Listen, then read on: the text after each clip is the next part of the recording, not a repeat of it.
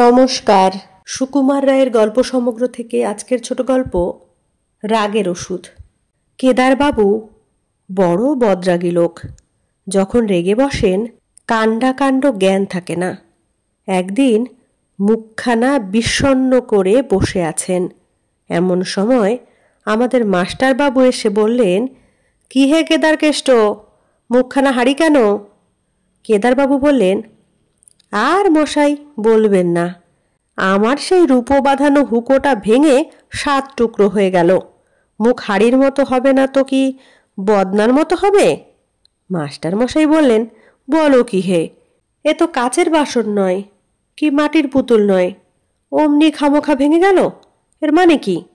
কেদারবাবু বললেন, খামোখা ভাঙতে যাবে কেন? কথাটা শুনুন না। হলো কি, কাল রাত্রে আমার ভালো ঘুম হয়নি। সকালবেলা উঠেছি, মুখ হাত ধুয়ে তামাক খেতে বসবো, এমন সময় কলকেটা কাত হয়ে আমার ফরাসের উপর টিকের আগুন পড়ে গেল। আমি তাড়াতাড়ি যেই আগুনটা সরাতে গেছি, অমনি কিনা আঙুলে ছ্যাক করে ফোসকা পড়ে গেল। আচ্ছা আপনিই বলুন, এতে কার না রাগ হয়?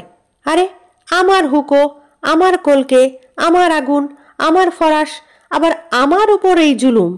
তাই আমি রাগ করে বেশি কিছু নয়, ওই মুগুরখানা দিয়ে 5-10 ঘা মারতেই কিনা হতভাগা হুকোটা ভেঙে খান খান। মাস্টার মশাই বললেন, তা যাই বলো বাপ, এ রাগ বড় চণ্ডাল। রাগের মাথায় এমন কাণ্ড করে বসো, রাগটা একটু কমাও। কমাও তো বললেন, রাগ যে মুখের কথায় বাগ মানবে, এ রাগ আমার তেমন নয়। দেখো, আমি এক উপায় বলি, শুনেছি খুব ধীরে ধীরে 1, 2, 3 করে 10 গুনলে রাগটা নাকি শান্ত হয়ে আসে। কিন্তু তোমার যেমন রাগ, তাতে 10-12তে কুলোবে না। তুমি একেবারে 100 পর্যন্ত গুনে দেখো। তারপর একদিন কেদারবাবু স্কুলের সামনে দিয়ে যাচ্ছেন। তখন ছুটির সময় ছেলেরা খেলা করছে। হঠাৎ একটা মার্বেল ছুটে এসে কেদারবাবুর পায়ের হাড়ে ঠাই করে লাগলো। আর যায় কোথা, কেদারবাবু ছাতের সমান এক লাফ দিয়ে লাঠি উঁচিয়ে দাঁড়িয়েছেন।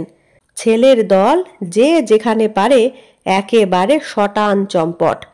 তখন কেদারবাবুর মনে হলো, মাস্টারবাবুর কথাটা একবার পরীক্ষা করে দেখি। তিনি আরম্ভ করলেন, 1, 2, 3, 4, 5। স্কুলের মাঝখানে একজন দাঁড়িয়ে বিড়বিড় করে অঙ্ক বলছে। তাই দেখে স্কুলের দারোয়ান ব্যস্ত হয়ে কয়েকজন লোক ডেকে আনলো। একজন বলল, কি হয়েছে মশাই? কেদারবাবু বললেন, 16, 17, 18, 19, 20। সকলে বলল, এ কি, লোকটা পাগল হলো নাকি? আরে ও মশাই, বলি অমন ধারা করছেন কেন?